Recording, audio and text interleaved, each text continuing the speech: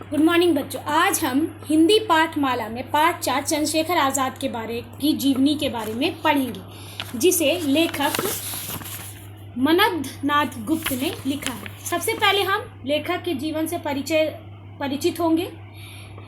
मन्मथनाथ गुप्त का जन्म 7 फरवरी 1908 में बनारसी में हुआ था।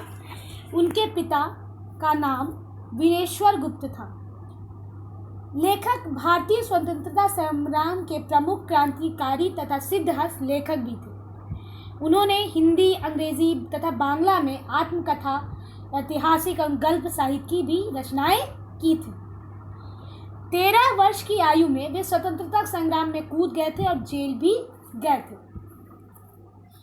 1921 में ब्रिटेन युवराज के बहिष्कार का नोटिस बांटते हुए गिरफ्तार हुए थे और उन्हें 3 महीने की सजा हुई थी।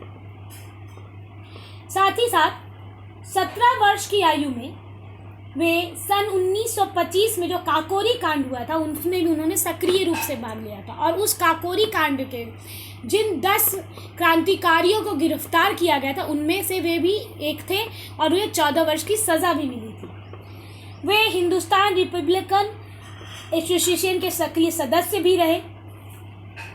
उनकी प्रमुख रचनाएं हैं विजय यात्रा, क्रांति युग के अनुभव, चंद्रशेखर आज़ाद आदि। उनकी मृत्यु 26 अक्टूबर सन 2000 में हुई थी। इस चंद्रशेखर आज़ाद की जीवनी के माध्यम से कवि हमें निडर बनने की प्रेरणा देते हैं। साथ ही साथ वे क्रांतिकारियों या स्वतंत्रता सेनानियों के बलिदान से हमें अवगत कराना चाहते हैं।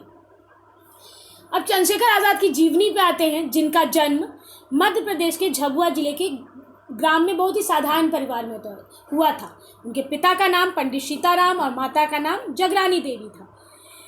बचपन से ही चंद्रशेखर आज़ाद बहुत साहसी थे और जो वो काम करना चाहते थे वे करके ही दम लेते थे। एक बार उनके बचपन में जब सब साथियों के मन में, सभी दोस्तों के मन में एक साथ दिया सलाई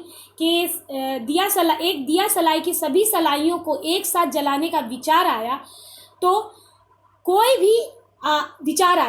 लेकिन कोई भी मित्र उनका आगे नहीं आया। लेकिन चंद्रशेखर आज़ाद आगे आए और उन्होंने सभी सलाइयों को एक साथ जलाया, जिसके कारण उनका हाथ भी जल गया, लेकिन उनके मुंह से उफ तक नहीं निकली। चंद्रशेखर आज़ाद संस्कृत पढ़ने के लिए काशी भेजे गए, लेकिन जब उनका मन वहाँ नहीं लगा तो वो भागकर अपने बाबा के स्टेट अलीपुर स्टेट पहुँच गए, जहाँ उन्हें भीलों से मिले, उनसे तीरंदाजी सीखी, धनुष बाण चलाना सीखा और अच्छे निशानेबाज बन गए। और उनके चाचा को जब ये बात पता चली तो उन्हें पुनः फिर से काशी भेज दिया गया।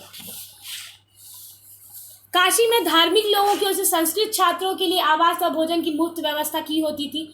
चंद्रशेखर आज़ाद भी वहीं व्याकरण पढ़ने लगे, फिर भी उनका मन एक जगह नहीं लगता था। वे घंटों गंगा में तैरते थे और कथा बाँचने वालों यानी कथा कहानी कहने वालों के पास, जो रामायण महाभारत या भागवत गीता की कथा कहते थे, उनके पास बैठ के वे कथाएं सुनते थे। जब उनकी उम्र 10-11 वर्ष की थी, जब जलियांवाला बाग हत्याकांड हुआ, जिसमें सैकड़ों निरपराध लोग मारे गए और जिसके विरोध में मारे गए, उसके बाद जनरल डायर मारे गए थे, जिसके कारण सारे भारत में क्रोध की लहर दौड़ गई थी। आज़ाद ने भी इस घटना को सुना था। उनकी उम्र छोटी थी, लेकिन फिर भी वो अंग्रेज़ों के विरुद्ध कुछ कर दिखाने के लिए वे उपाय सोचने लगे। उसी समय भारतीय युवराज एडवर्ड भारत आने को थे और काशी में भी उनका कार्यक्रम था, और तभी कांग्रेस ने तय किया कि उनका बहिष्कार किया जाएगा। आज़ाद भी इस आंदोलन में कूद पड़े, जिसके कारण वे गिरफ्तार हुए, और जब कचहरी में मजिस्ट्रेट के सामने उन्हें प्रस्तुत ले जाया गया, तो मजिस्ट्रेट ने उनका नाम पूछा तो उन्होंने अपना नाम आज़ाद बताया, पिता का नाम पूछने पर स्वाधीनता बताया और घर जेल खाना बताया, जिससे नाराज़ हो गए मजिस्ट्रेट ने 15 बेंत लगाने की सज़ा सुना दी। जैसे जैसे उनके शरीर पे बेत लगते, पीठ पे पड़ते, उनकी चमड़ी उधेड़ डालते थे, लेकिन हर बेत के साथ चंद्रशेखर आज़ाद महात्मा गांधी की जय के नारे लगाते थे। तभी से उनका नाम